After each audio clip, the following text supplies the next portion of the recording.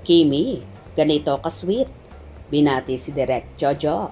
May pahag pa at pinuntahan pa talaga sa set.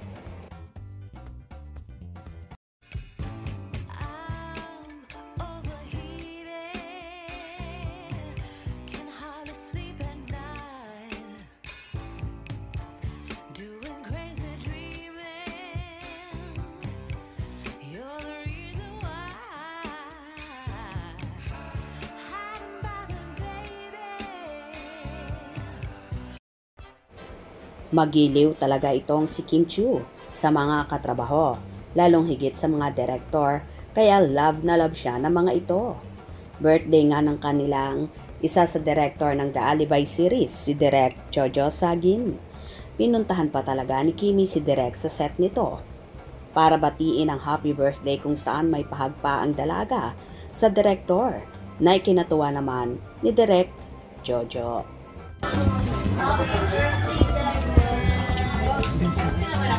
Pinter.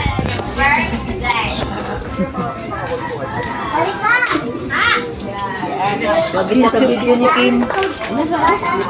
May pasidilo. Hi Kim. Hi Kim. Abek.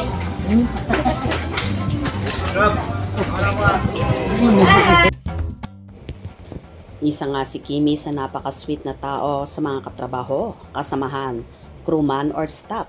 Wala siyang pinipili. Bukod pa dito, super bait ng dalaga na di mo aakalaing sikat. Kung umasta pa, walang kayabang-yabang sa katawan at napaka-humble. Kaya naman minamahal siya ng marami, lalong higit ng kanyang mga kababayan. Nasaan po si Paulo? Thank you po sa paayuda. Go, go, go, Kimi. Kimi is in the house. What do you mean? Taping sila ulit dito sa amin. Nasa Cebu sila for taping? Yes po. Kasama niya po ba si Paulo? Hindi po. Magkaiba po sila ng scenes. Anyway, so happy naman ang buong Team Alibay sa naging birthday celebration na yon ni Direk, kung saan nagpalitsyon pa at sabi nga ng iba, baka galing kina Kim at Paulo ang ibang lechon dahil 4 na lechon ang inihaw na ipinoste ni Direk Jojo sa kanyang Instagram. Ganito nga kagalante ang Kim Pao pagdating sa pagkain. Hindi sila madamot, bagkos lagi nilang inaalala ang kapakanan ng buong team, lalong higit ng crew at staff na hirap. Kaya palagi rin silang na-appreciate ng kanilang Team Alibay dahil hindi sila makasarili. Bagkos marunong silang mag-shares na mga blessings, not once, not twice, maraming beses na, kaya nakakabilib talaga ang Kim Pao.